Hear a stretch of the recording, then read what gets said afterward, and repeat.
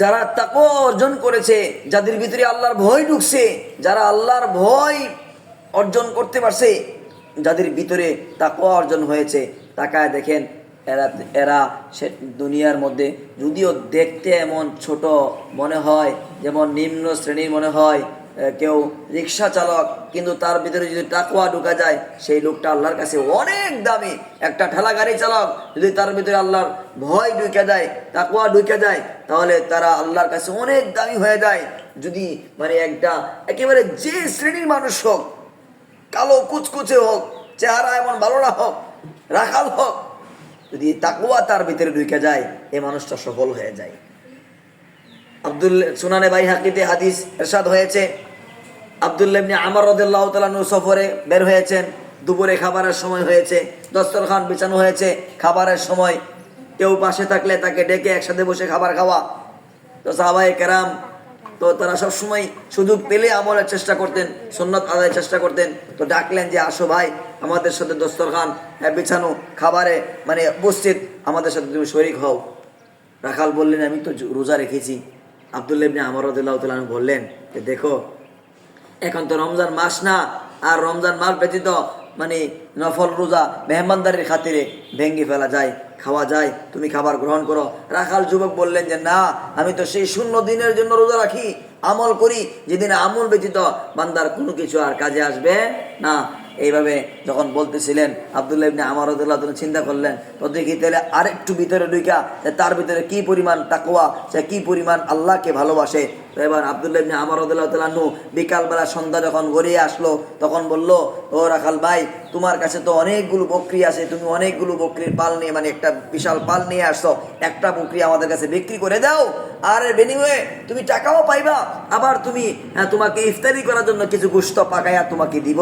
কত বড় একটা অফার করলো রাখাল যুবক। যদিও সে মানে আমাদের চোখে একজন মানে রাখাল মনে হয়, গল্পটা মনে হয় এই এরকম একটা বিষয়, কিন্তু সে বলল যে আমি আমার মালিককে কি দিয়ে বুঝ দিব, আমি যদি আপনার কাছে এভাবে ফাঁকি দিয়ে কাজটা করে ফেলি। আব্দুল্লাহ ইবনে আমর রাদিয়াল্লাহু তাআলা বললেন, তুমি তোমার মালিককে বলতে পারবে যে এত বড় একটা মানে বকরির ফাল থেকে একটা হয়তো হারায় গেছে অথবা বাঘে খেয়ে ফেলছে। তখন রাখাল যে যুবক এই উত্তরটা যেটা দিলেন সেটা হলো, বললেন যে আমি না হয় আমার মালিকের চোখকে ফাঁকি দিলাম এবং তাকে বুঝাইতে পারলাম, কিন্তু আমার মালিক, আপনার মালিক, আমার মালিকেরও মালিক, তামাম পৃথিবীর মালিক মহান আল্লাহ রাব্বুল আলামিনের চোখকে আমি কিভাবে ফাঁকি দিয়ে কাজটা করতে পারি। আল্লাহু আকবার কাবীরা। এভাবেই যাদের দিলে তাকওয়া অর্জন হয়ে যায়, আল্লাহর ভয় ঢুকে দেয়, তারা কোনো পাপের সাথে জড়িত হইতে পারে না, তারা কোনো গুনাহের সাথে জড়িত হইতে পারে না, এবং বরং তারা তাদের এই আল্লাহর প্রতি ভয়ের কারণে তারা যাবতীয় পাপ থেকে বেঁচে থাকতে সহজ হয়ে যায়। আল্লাহ রাব্বুল আলামিনও যারা তাকওয়া অর্জন করে ফেলে তাদেরকে শয়তানের কুমন্ত্রণা থেকে, বিভিন্ন ধরনের ওয়াসওয়াসা থেকে আল্লাহ তাআলা হেফাজত করেন। হযরত ওমর রাদিয়াল্লাহু তাআলা আনহুর ঘটনা, হযরত ওমর রাদিয়াল্লাহু তাআলা আনহু রাতের আধারে অন্ধকারে প্রজাদের খোঁজখবর নেওয়ার জন্য ঘর থেকে বের হইতেন।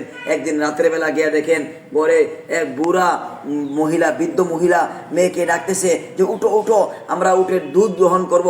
রাতের বেলা উটের দুধ দহন করলো, দহন করার পরে দেখতেছে দুধের পরিমাণ একটু কম হয়েছে। মা চলো দুধের সাথে পানি দিয়া একটু দুধটাকে বেশি করে বাজারে নিয়ে বিক্রি করলে আমাদের অনেক লাভ হবে। মেয়ে বলতেছে, আম্মা আপনি কি জানেন না আমিরুল মুমিনিন খলিফাতুল মুসলিমিন ওমর রাদিয়াল্লাহু তাআলা আনহু খাদ্যদ্রব্যে ভেজাল মেশানো নিষেধ করেছেন, অবস্থা খুব খারাপ হয়ে যাবে। ওমর যদি শুনতে পারে। মা বলে, বোকা মেয়ে, এত রাত্র গভীর রজনীতে এখন তো ওমর তার মানে বাসায় অথবা তার বালাখানায় সে নাক টেনে টেনে ঘুমাইতেছে, অথচ ওমর রাদিয়াল্লাহু তাআলা আনহু কিন্তু ঘরের পাশেই। এবার মেয়েটা বলল যে মা, ওমর রাদিয়াল্লাহু তাআলা আনহু যদি নাও দেখে নাও শুনে, কিন্তু আমার আপনার রব, ওমরের রব, সমগ্র পৃথিবীর রব, মহান মালিকের চোখকে তো আমরা ফাঁকি দিতে পারি না। এই জন্য দেখেন যাদের ভিতরে তাকওয়া, তারা পৃথিবীর কেউ যদি নাও দেখে তারা কখনো গুনাহের সাথে জড়িত হইতে পারে না। এই জন্য আল্লাহ রাব্বুল আলামিন যেন আমাদের সবাইকে পরিপূর্ণ তাকওয়া অর্জন করা তৌফিক দান করেন। আমিন। আসসালামু আলাইকুম ওয়া রাহমাতুল্লাহি ওয়া বারাকাতুহু।